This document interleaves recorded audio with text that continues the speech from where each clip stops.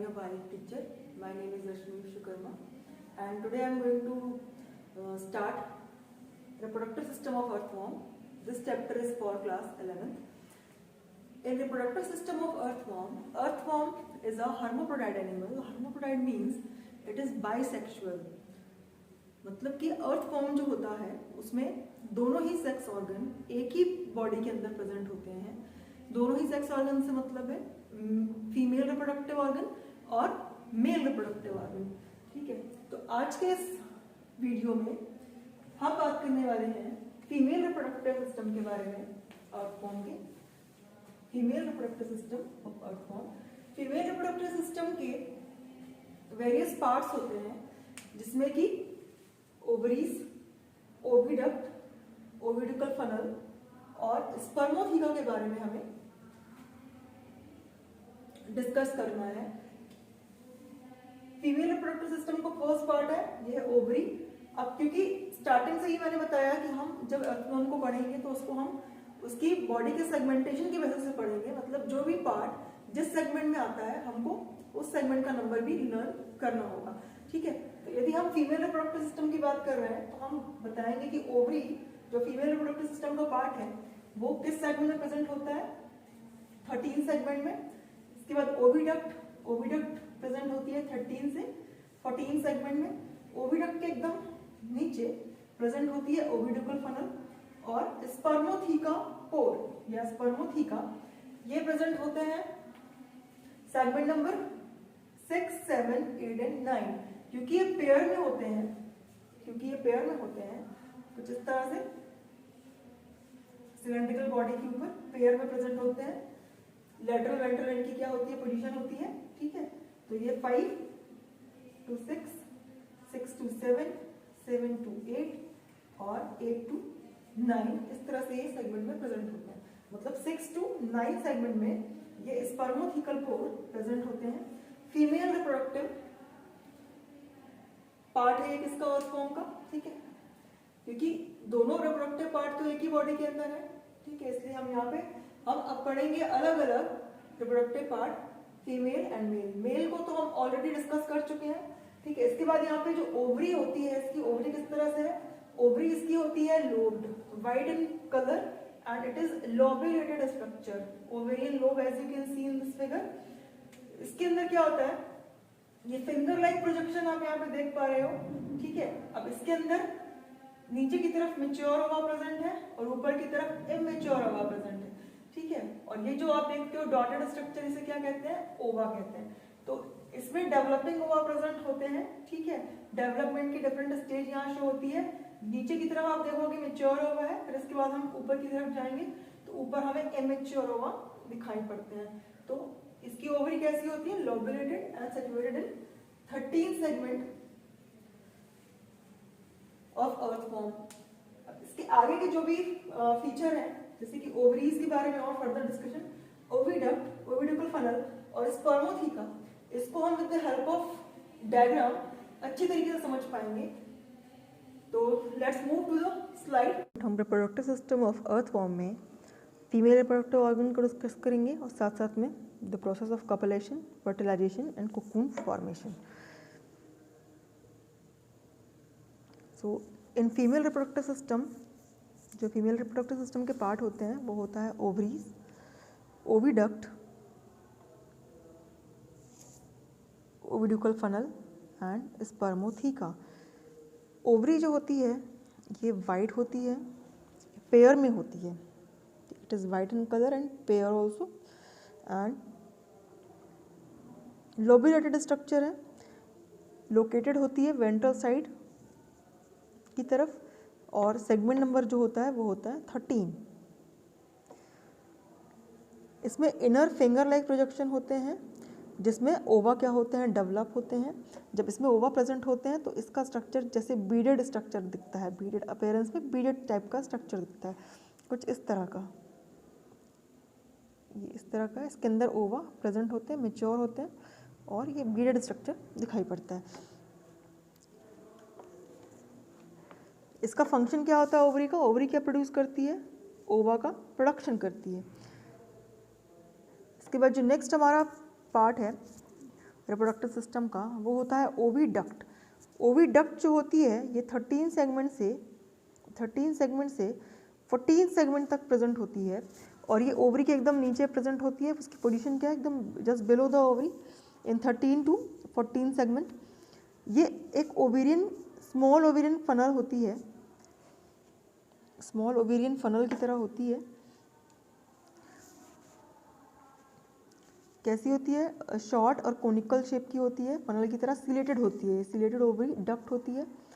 और ये कहाँ मिलती है, आपस में आके मिलती है। और ये ओपन कहाँ पे होती है, फीमेल जेनिटल पोर में आके खुलती है। फीमेल जेनिटल पोर कहाँ प्रेजेंट होता है, 14 सेगमेंट में, ठीक है। और ये कितना होता है नंबर में, केवल एक ही होता है। इसके बाद नेक्स्ट होता है ओविडुकल फनल। जो ओविडुकल फनल होती है, जैसे इसका नाम ही है ओविडुकल फनल, तो ये कहाँ होती है, एकदम ये फनल के शेप की होती है, ठीक है।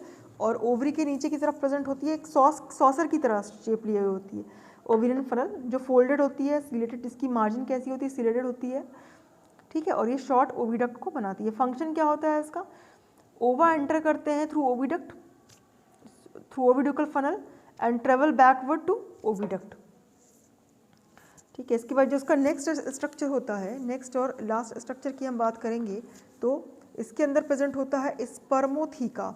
स्पर्मोथीका के बारे में फीमेल रिप्रोडक्टिव सिस्टम के बहुत ज़्यादा पार्ट नहीं है, लेकिन फिर भी इसमें 13 और 14 सेगमेंट के अंदर ये सारा रिप्रोडक्टिव सिस्टम जो है वो ख़त्म हो जाता है। इसके बाद इसमें एक और इम्पॉर्टेंट जो स्ट्रक्चर होता है वो होता है स्पर्मोथीका। स्ट्रक्चर यहाँ पर स्पर्मोथीका का है या नहीं पता नहीं। स्पर्मोथीकल पोर, स्पर्मोथीकल पोर का स्ट्रक्चर वो देखने में कुछ इस तरह से दिखाई पड़ता है। यहाँ पे हम उसको ड्रॉ कर सकते हैं, ड्रॉ करके एक्सप्लेन कर सकते हैं। स्पर्मोड्यूकल फनल, स्पर्मोड्यूकल फनल कुछ इस तरह का स्ट्रक्चर होता है, ठीक है। इसमें क्या क्या होता है, ये जो ऊपर का पोर्शन होता है इसको बोलते हैं नेक, नेक होता है। ये होता है डाइवर्टिकुलम, डाइवर्टिकुलम। इस पोर्शन को कहते हैं एम्पुला, एम्पुला, ठीक है। ये स्ट्रक्चर किस तरह का होता है, एक्चुअली में जो स्पर्मोथीका होता है ये एक फ्लास्क के शेप का स्ट्रक्चर है, ठीक है। इसको हम सेमिनल रिसेप्टिकल भी बोलते हैं, इसको हम सेमिनल रिसेप्टिकल भी बोलते हैं। इसकी जो मेन बॉडी कंसिस्ट होती है वो 3 चीज़ से होती है, एम्पुला, डाइवर्टिकुलम और नेक।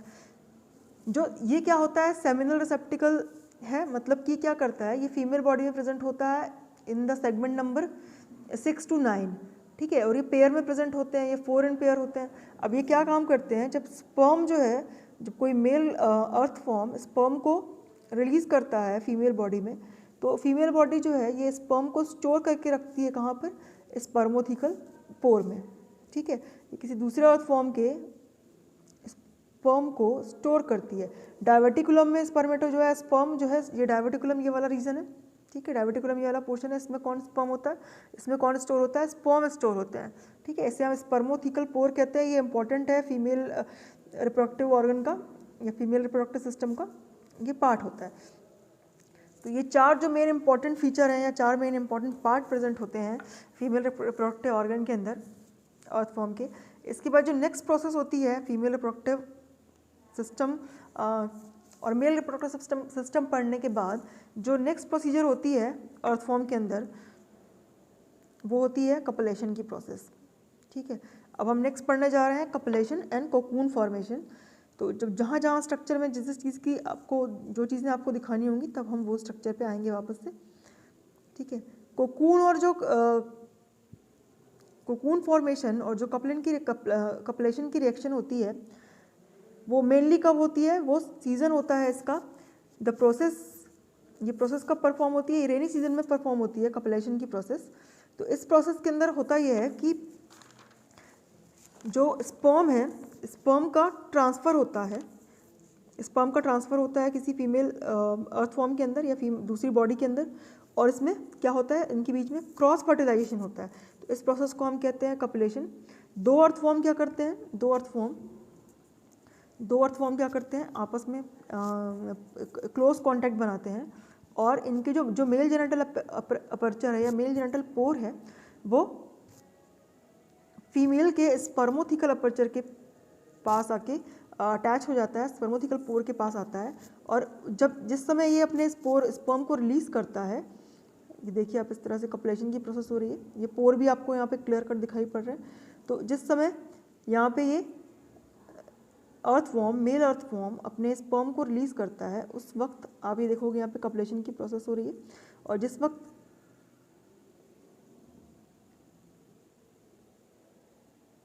यहाँ पे आप क्लियर देख सकते हैं, जिस वक्त अर्थवॉर्म अपने स्पर्म को रिलीज करता है स्पर्मोथिकल पोर के अंदर, उस वक्त क्या होता है कि यहाँ पे एक पैपिला, ठीक है, एक एक्सटर्नल ग्रोथ टाइप की बन जाती है, एक्सटर्नल अपर्चर जो है वो रेज हो जाता है, जिसे कहते हैं पैपिला, ठीक है, जेनिटल पैपिला, जो क्या हेल्प करता है, जो फीमेल रिप्रोडक्टिव ऑर्गन के अंदर या स्पर्मोथिकल पोर के अंदर, स्पर्मोथिकल पोर के अंदर स्पर्म को क्या कराता है, इंसर्ट कराता है,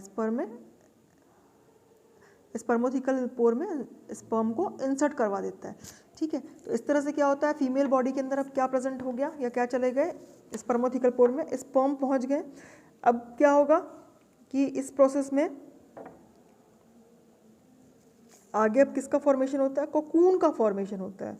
कोकून का फॉर्मेशन किस तरह से होता है, यहाँ पे आप और क्लियर कट देख सकते हो, ये इनलार्ज स्ट्रक्चर है जिसमें कि ये जो जेनिटल, यहाँ पे पैपिला का फॉर्मेशन हुआ है, जेनिटल पैपिला, ठीक है, ये जेनिटल पैपिला है, और ये स्पर्मोथिकल पोर है जिसमें ये क्या हो रहा है, स्पर्म को इंसर्ट कर रहा है। अब इसके बाद नेक्स्ट प्रोसेस में क्या होगा, कोकून का फॉर्मेशन होगा। स्टूडेंट, जैसे कि ये एक अर्थफॉर्म की बॉडी है, फीमेल बॉडी, ठीक है, फीमेल अर्थफॉर्म बोल सकते हो उसको। तो ये जहाँ पे स्टार्टिंग होती है, जो हमारा इंटीरियर पार्ट होता है अर्थफॉर्म का, उस जगह पे, क्योंकि हमको पता है स्पर्मोथिकल पोर की पोजीशन कितनी होती है, किस नंबर पे है, ये 6 to 9 पोजीशन पे होता है। और साथ साथ में जो अर्थफॉर्म है, फीमेल अर्थफॉर्म, इसके अंदर क्या प्रेजेंट है, ओवा प्रेजेंट है। अब क्या होता है, इसमें कोकून की फॉर्मेशन होती है। तो कोकून फॉर्मेशन के लिए एक इंपॉर्टेंट ऑर्गन प्रेजेंट होता है जिसे हम कहते हैं क्लाइटेलम। क्लाइटेलम जो है वो कौन से सेक्शन पे होता है, वो सेगमेंट नंबर 14, 15 एंड 16 पे प्रेजेंट होता है। तो क्लाइटेलर रीजन में 3 तरह की ग्लैंड प्रेजेंट होती है, 3 ग्लैंड प्रेजेंट होती है। एक ग्लैंड होती है म्यूकस ग्लैंड, एक होती है म्यूकस ग्लैंड, ये क्लाइटेलर रीजन है, यहाँ पे आप इस फिगर में अच्छे से देख सकते हो, ये क्लाइटेलर रीजन है, क्लाइटेलम है। एक म्यूकस ग्लैंड होती है, एक होती है कोकून सिक्रीटिंग ग्लैंड, और एक तीसरी होती है एल्ब्यूमिन ग्लैंड। तो जो म्यूकस ग्लैंड होती है, क्लाइटेलम से म्यूकस का सिक्रीशन करती है, चिपचिपा सा एक सिक्रीशन होता है, उसको सिक्रीट करती है।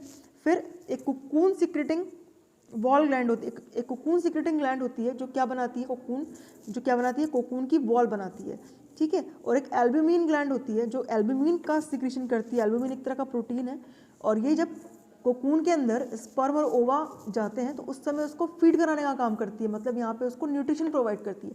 अब ये सिक्रीशन होता है तो ये जिलेटिनियस सब्सटेंस या स्लाइमी सब्सटेंस फॉर्म होता है। तो अर्थवॉर्म के जो इंटीरियर पोर्शन है उसको ये पूरा कवर करके रखता है, स्लाइमी सब्सटेंस है, ठीक है। यहाँ पे आप देखो ये ट्रांसपेरेंट टाइप का दिख रहा है, तो ये इसकी बॉडी को पूरा कवर करके रखा हुआ है, इलास्टिक टाइप का सब्सटेंस है। कोकून की वॉल बनती है। अब यहाँ से जो कोकून की वॉल फॉर्म हो जाती है तो यहाँ से स्पर्म को रिलीज कर देती है स्पर्मोथिका पोर से, और साथ साथ में इसके अंदर ओवा भी डाल देती है। अब जो स्ट्रक्चर है वो कुछ इस तरह से होता है, बैरल शेप का बनता है, ठीक है। अभी यहाँ से ये जो स्ट्रक्चर है ये ओपन है, यहाँ से ये ओपन होते हैं दोनों तरफ से, और इसमें एक और जो कोकून सिक्रेटरी ग्लैंड प्रेजेंट होती है और म्यूकस प्रेजेंट होता है, साथ साथ में इसमें एल्ब्यूमिन भी प्रेजेंट होता है। कोकून सिक्रेटरी ग्लैंड सिक्रीट करती है ग्राइडल, और स्लाइम सिक्रीट करती है जो गीला होता है, चिपचिपा होता है। जब ये ओपनली, जब इसके अंदर जब क्या प्रेजेंट हो जाते हैं, इसके अंदर स्पर्म और ओवा आ जाते हैं, तो ये क्या होती है, धीरे धीरे अर्थवॉर्म की बॉडी से रिलीज होने लगती है। अर्थवॉर्म की एंटीरियर पोर्शन को जैसे बोल सकते हैं अपनी स्किन को छोड़ता है, जिस तरह से अपनी स्किन से कोई चीज़ कवरिंग को उतार रहा है बाहर, ठीक है। तो ये उसी तरह से ये पूरी कवरिंग जो है ये बाहर निकल जाती है, और एयर के कांटेक्ट में आने पर इसके दोनों तरफ से माउथ भी क्या हो जाते हैं, सील हो जाते हैं, और एयर के कांटेक्ट में आने पर ये कैप्सुलेटेड और हार्ड स्ट्रक्चर बन जाता है जिसके अंदर स्पर्म और ओवा होते हैं। स्पर्म और ओवा आगे जाके क्या करेंगे, आगे जाके इनमें प्रोसेस किसकी होगी, फर्टिलाइजेशन की प्रोसेस होगी। अब जब फर्टिलाइजेशन की प्रोसेस होती है तो ये कुछ इस तरह का, अभी तो ये कोकून बन गया, ठीक है, अभी फर्टिलाइजेशन की प्रोसेस नहीं, अभी तो कोकून बन गया, ये बैरल शेप का स्ट्रक्चर बन जाता है जिसके अंदर स्पर्म और ओवा प्रेजेंट है। अब क्योंकि न्यूट्रिशन के लिए तो उसके पास कुछ चीज़ है नहीं, तो न्यूट्रिशन के लिए इसके अंदर ऑलरेडी एल्ब्यूमिन प्रेजेंट है जो उसको फीड करता है, ठीक है, इसको न्यूट्रिशन प्रोवाइड करता है। अब कुछ दिन बाद क्या होगा, स्पर्म और ओवा क्या होते हैं, फर्टिलाइज करते हैं, और फर्टिलाइज करने के बाद क्या होता है, इसके अंदर से बेबी वॉर्म जो है वो प्रोड्यूस होते हैं। तो इस तरह से अर्थ फॉर्म के अंदर कपलेशन, कोकून फॉर्मेशन और फर्टिलाइजेशन की प्रोसेस होती है। जो फर्टिलाइजेशन की प्रोसेस होती है इनसाइड द कोकून, उसमें से जो ईच ओवा जो है वो फर्टिलाइज होकर स्पर्म से केवल 1 एम्ब्रियो ही डेवलप करता है, केवल एक ही न्यू इंडिविजुअल बनता है, एक कोकून के अंदर से एक ही न्यू इंडिविजुअल डेवलप होता है, ठीक है। तो कुछ 3 से 4 हफ्तों बाद कोकून के अंदर से बेबी वर्म प्रोड्यूस होते हैं, ठीक है। तो इसमें अर्थवॉर्म में डेवलपमेंट कैसा होता है, डायरेक्ट टाइप का होता है, क्योंकि इसके अंदर लार्वा स्टेज नहीं होती, बट हाँ कोकून ज़रूर होता है, ठीक है। लार्वा स्टेज एब्सेंट है बट कोकून प्रेजेंट होता है, क्योंकि इसके अंदर से डायरेक्टली अर्थवॉर्म का बेबी अर्थवॉर्म प्रोड्यूस हो जाता है। तो ये पूरा हमने पढ़ा रिप्रोडक्टिव सिस्टम ऑफ अर्थवॉर्म के बारे में। अब नेक्स्ट हम लेक्चर में अपने देखेंगे एक्सक्रीटरी सिस्टम ऑफ